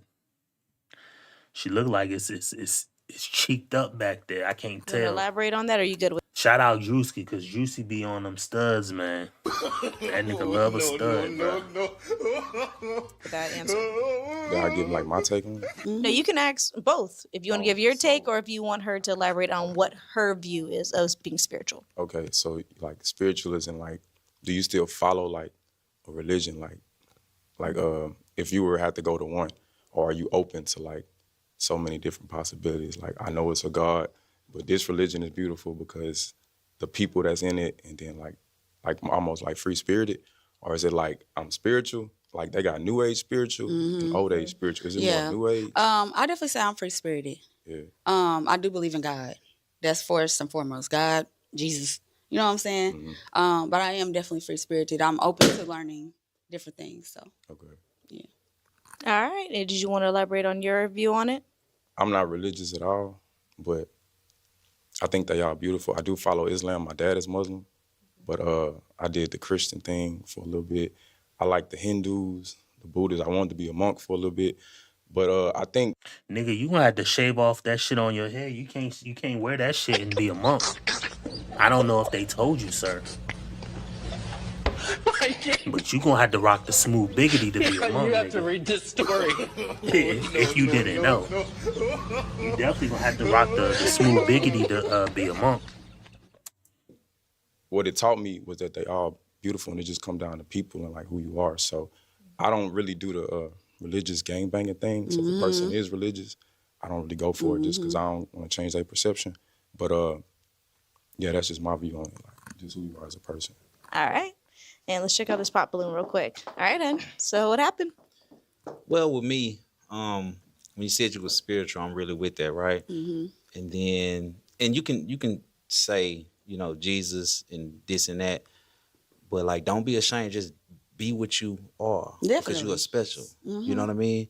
And you don't have to confide in Christianity, Islam, nothing, because I think one person, the worst person in the world, is more important than all religions in the world because it's all within them. So don't be ashamed of that. So I just popped my balloon. You know, it's just a reference. Like, we need to get there. Did you feel like there was some slight disconnect when it came to the spirituality? Like, what was the initial reason Yeah, like that. I don't think he needed to pop the balloon if that was the case, but for the pop? I always get into it with religious people. She's she not not religious, religious, though.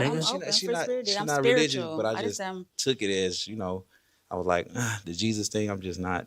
No, it's understanding everything. Right. Open to Okay, understanding so she, all. Like, you yeah, can't but just she didn't say single she me was out religious, to nigga. just this and this and that. That's what I'm grown up in. Right. So that's what I know. But I am open. Okay. All right, let's go on back. And let's make some space. Come on down for me right over here. Come on down. I love their face when they come down. The smile be so precious. I love it. Okay. All right. So you guys get to have one good question. Okay.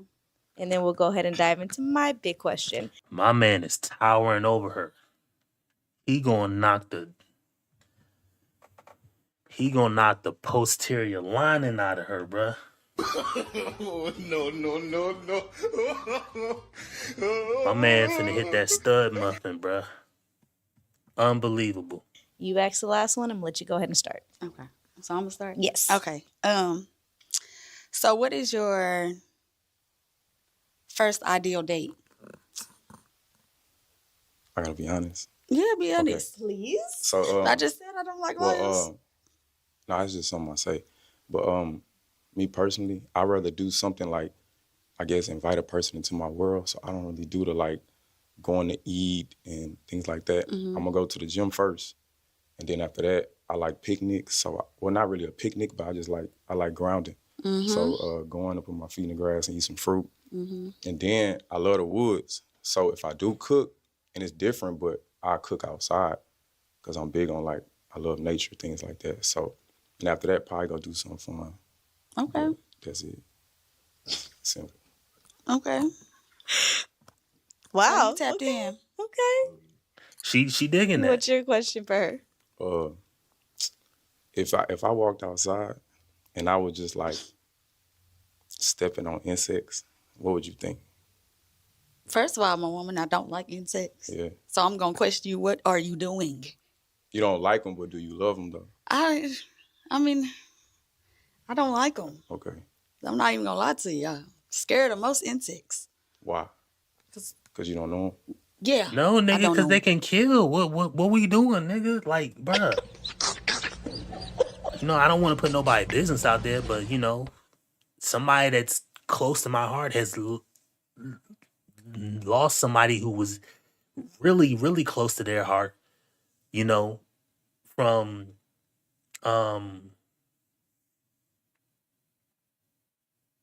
a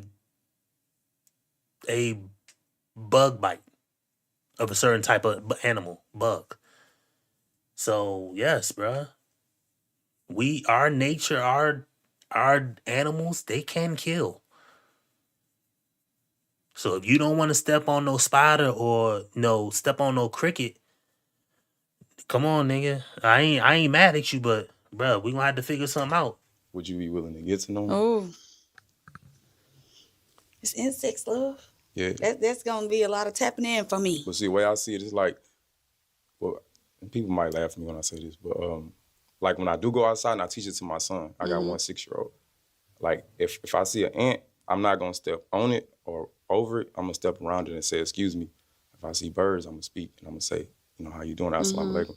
Like that's just the way I grew up. If my teacher, This nigga out here, Crocodile Dundee ass nigga, bruh. Crikey, look at that cardinal bird, man. Straight from St. Louis. You have to read this story. No. Look at that dung beetle, man. She's a beaut, ain't she? Looking ass nigga, bro. Nah, but I mess with it. I vibe with it. I understand it, bro. I'm just cracking jokes. I'm a nigga on the internet, but I understand it. But me, I'm not mature enough to do that. I like that idea of just stepping around or going about your business.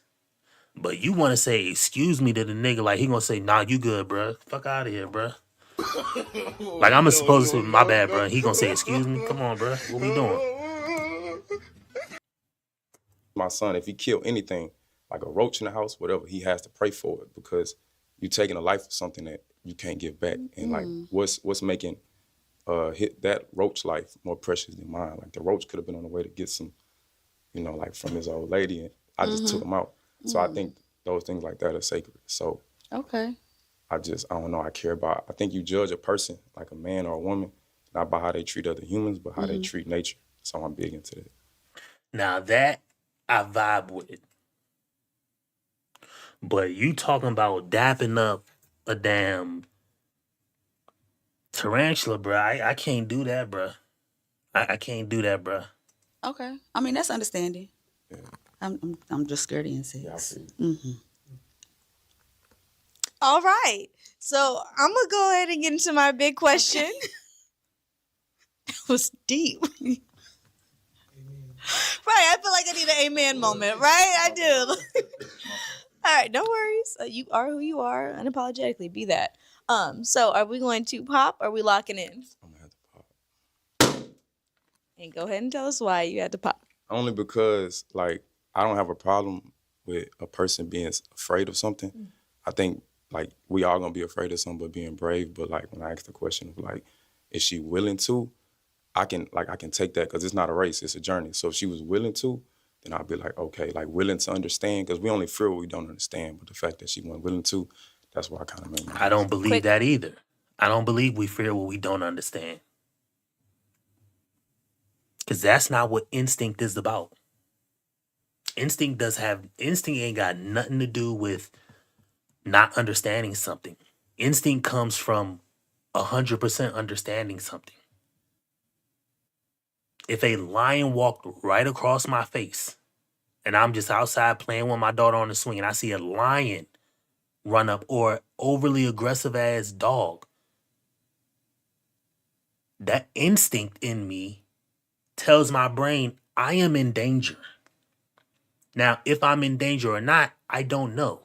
That lion could not want to hurt me or my kid, but my body feels, my soul, my spirit feels I am in danger. I literally believe that you have these body senses for a reason. So God gave you that sense of, oh, it's time to bug out of here. You know what I mean? Oh, it's time to defend your life.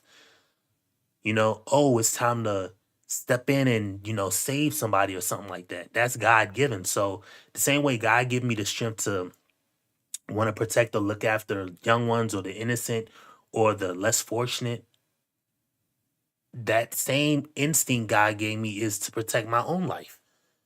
If I see a wild animal that I know can kill me. So if he's saying like we fear what we don't understand, like, bruh, no.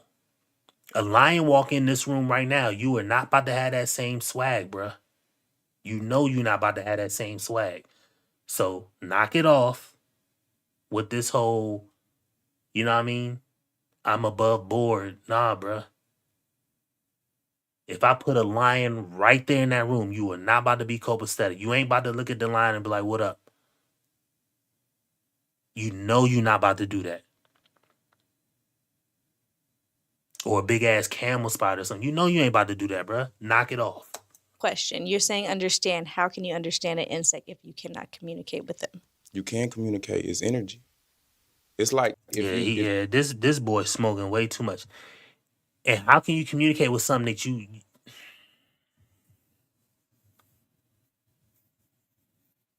you can't even speak the language or dialect or hear the language of the animal?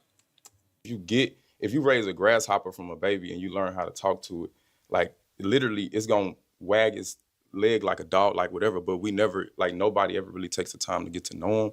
But they respond to you the same as anything. Like you raise a lion from a cub, it's a relationship. So I think Yeah, but it'll still eat your face, nigga. What are you talking about, bro?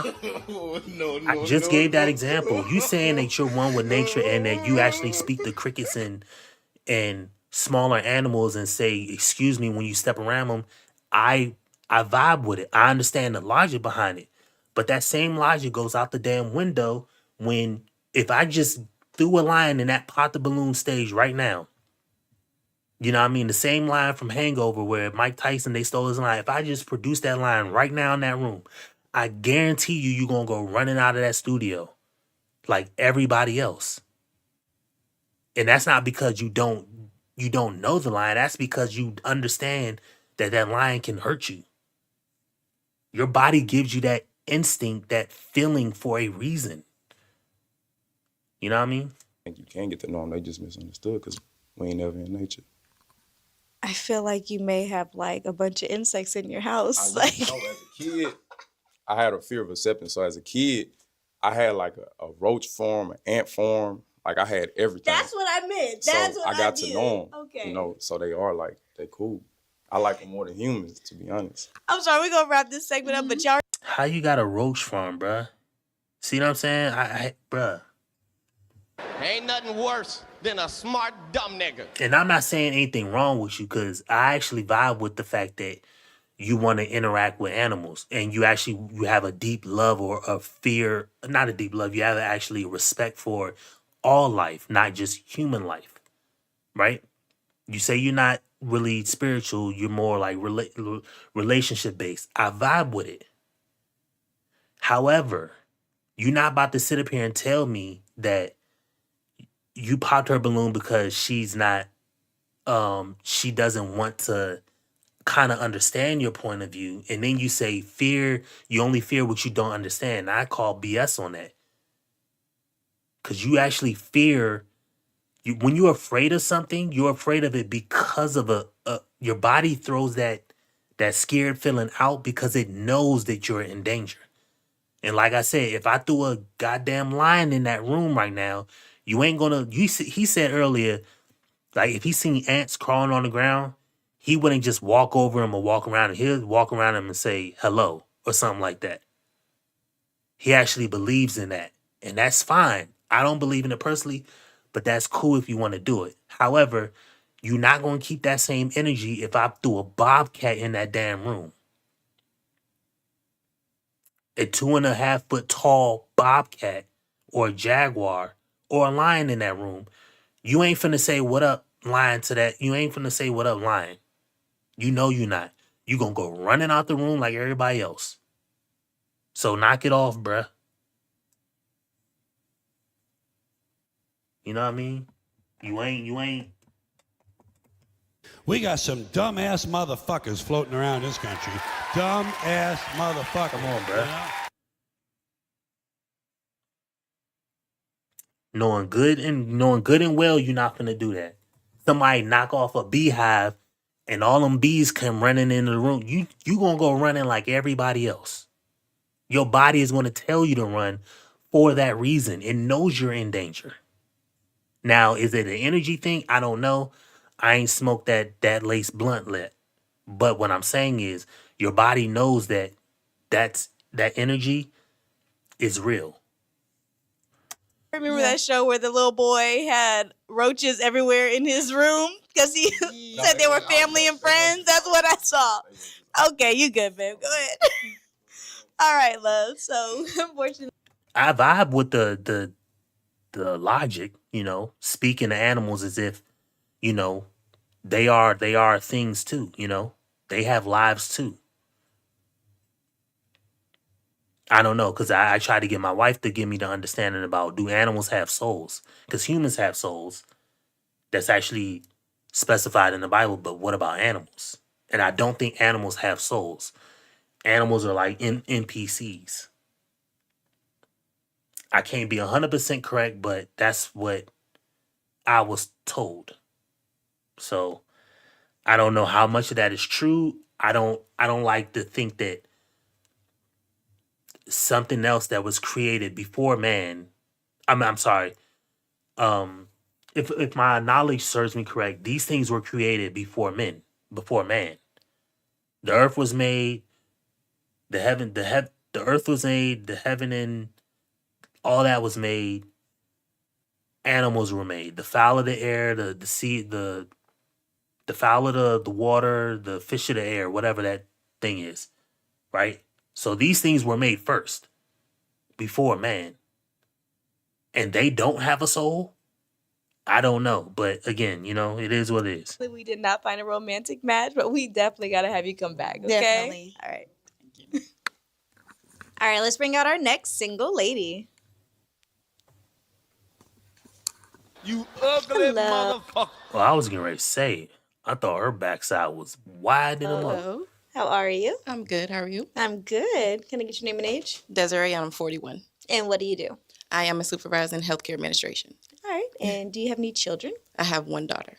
And how old is she? She's 8. Okay. And do you have a problem with a gentleman who does have children? No.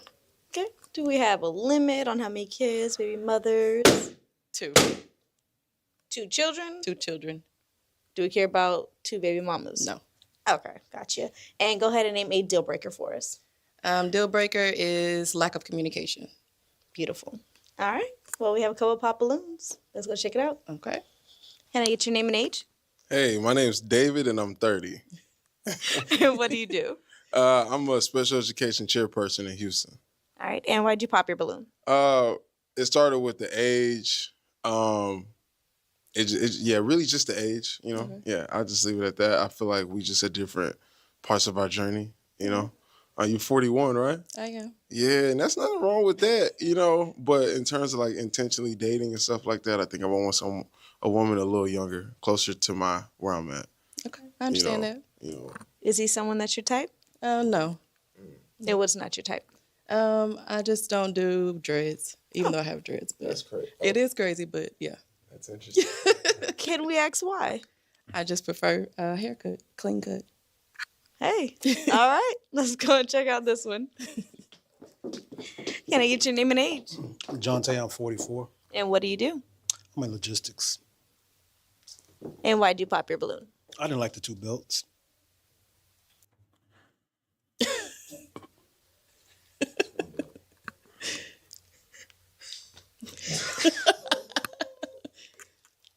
Do you know that it can come off and she doesn't wear it every day? But she looked too tall, too. I didn't like the height either. But I didn't like Did the belts make her look taller? Kinda. Okay. It's 1 belt, though. Just FYI. You're beautiful, though. Thank you. Is he I don't even know someone what that's to your say. type? No. 2 belts. Come on down. Come on. All right, let's check this pop balloon. Can I get your name and age? Raheem Zion. And what do you do? I'm sorry, what do you do? Nonprofit. I do nonprofit stuff. I'm going to schools, cut kids' hair to create a conversation because they don't do no talking these days. Yeah. All right, and you held onto your balloon for a little while, and then you popped. What happened? Why that dude with dreads still got initially his we thing was up? talking, and I just popped the balloon because he said he was gonna pop his balloon, and it's like initial attraction. I just was like, I'm gonna go ahead and pop. That's it. It wasn't nothing bad. We was just. Am I lying though? Am I lying? Wait, so you got bamboozled into popping yours because he still has his. No, I was gonna pop mine. I was gonna pop it, but he just brought it to my attention. So I was just like, I was thinking that, and I just popped it. So I'm being honest. I'm not. did you have a reason for your own personal reason to pop? Oh yeah, I said it, like the initial attraction. Okay. We're going to stick with that one. That one sounds better. Okay. Is he someone that's your type? I do like a nice beard, so yes. Let's hop right over here. All right. And can I get your name and age? Ryan, I'm 29. And what do you do? I'm a ball player and I coach. All right. And also you held onto your balloon for quite some time and then you popped. Yeah, I was trying to register, like you said, you don't like dreads, but I got locks. So I was trying to like see if there was a difference. Oh, okay. But, Well, I'm sorry. I don't like locks. okay, yeah, that's why I ended up figuring it out and I just popped. This nigga. So you mean to tell me, right? Here we go again. See, this the thing. This what I be talking about, bro. Ain't nothing worse than a smart dumb nigga. And he's 29, so I'm not digging on the dude age. But here we go. The first girl comes out. You tell me that you're a grounder. So you like always putting your feet to grass and being with nature. You like speaking to animals. You actually greet them. You say hello. You don't just walk over them. You don't just treat them as if they're nobodies. I vibe with that. I'm not saying I'm going to do it, but I understand the logic. The next lady comes out. She says she doesn't like guys with dreads. You sit here trying to contemplate because you have locks. Does she mean dreads? Like, then she has to say, I don't like locks. And then you're like, I put that together. Nigga, what are dreads? Is dreads something different now? Like, do I got dreads? Come on, bruh. So you out here? Let me get this straight. You out here talking to animals, speaking to them as if they're people, with which I kind of understand. I'm not saying I'm gonna do it, but I understand the logic. But then when a woman says, or somebody says they don't like dreads, you confused if they don't like your hairstyle because you got locks. Is there a difference between dreads and locks? Bro, come on, bro. Oh wait, that's a dude, bro. I don't know, bro. He said he a ball player and he a coach. I don't know what he mean by ball player. That was really it. Is he someone that's your type? No. All right, love. Let's come on back here. Let's come on back. Can I get your name and age? My name too much. I'm an up and coming music artist. I'm 32. And why'd you pop? Because you also had it for quite some time. What happened? Well, I was. He said, oh wait, that's a dude. I want a bunch of kids. I have 2 down and a bunch to go. But I was gonna wait it out though, because you never know what happens. And then I'm on a lock journey right now, so I'm going on my locks. You just haven't. This nigga growing his locks and he got a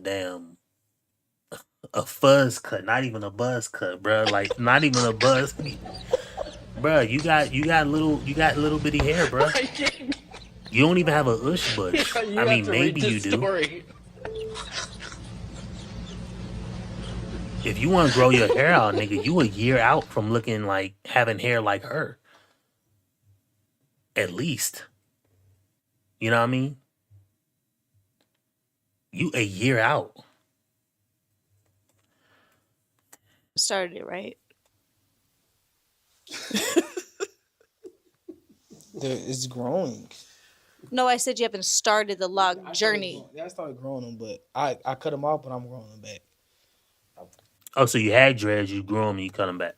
I You was cut just them. saying you have a head full of curls. That's why I was asking. I was just waiting to kind of see how it would go, but I'm not gonna waste your time. I appreciate that. Is he someone that's your type? No. No locks yet. What's your reason? They're coming.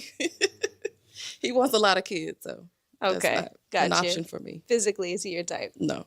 Okay. Let's come on back. You ugly motherfucker. Unfortunately, we did not have a romantic match, but we would love to have you come back, okay? Thank you. Thank you. All right, let's bring out our next single lady.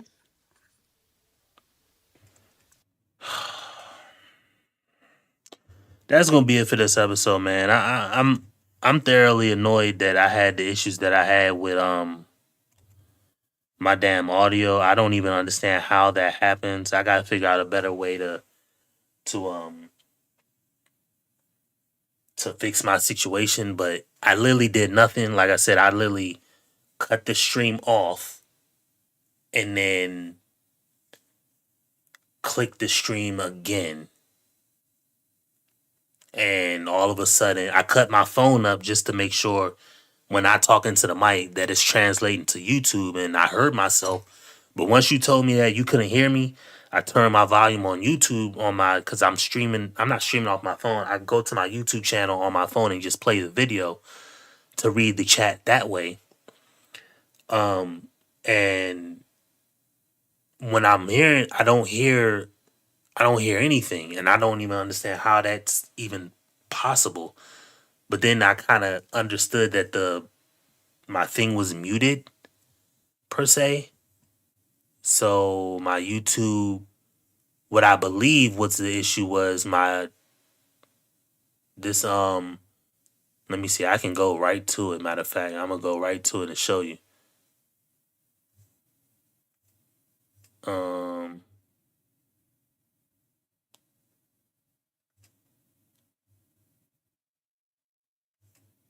It's I don't know. See, you can hear me now, but this was the issue right here. If I cut this up, now you're probably getting feedback. I don't know. I'm literally lost. I don't know what the hell happened, but again, this YouTube shit, bruh. YouTube be funny as hell. But anyway, shout out to that boy Scotty for coming through. You know what I mean? You ugly motherfucker. He in the building with me. But yeah, man, we gonna be back tomorrow, and or we could be back tomorrow. So because it's snow and all that snow out, bruh, did you know my kids ain't go to school all this week? Well, my older daughter, she goes to like a private school, so she went to school today and she go tomorrow. But my two younger daughters, they didn't have school all this week. Funny how life be working out, you know what I mean? Because I always worked overnight and my wife worked during the day, and we had that situation set up, and it's just funny how life work out. One person schedule is clear for the family life, and the other person's schedule ain't. It's just funny how that shit work out. But anyway, yeah, man. So I don't know if my niece and nephew's gonna come over tomorrow. If they do, if they don't, then we gonna be back streaming at like 11:30, 11:40, something like that. But I don't know. They might. It's still snow where I live, so. But yeah, man. Shout out to you for coming out, man. Got real love for you. And that's gonna be it for this one, man. I gotta get some rest. I gotta go. I gotta be up at like 8 in the morning. And it's what, 2? I gotta be up right at 8. So I'm finna get some rest, and then yeah, man. Catch you back in the next one, bro. Holla at you, nigga. Make sure you like the video though.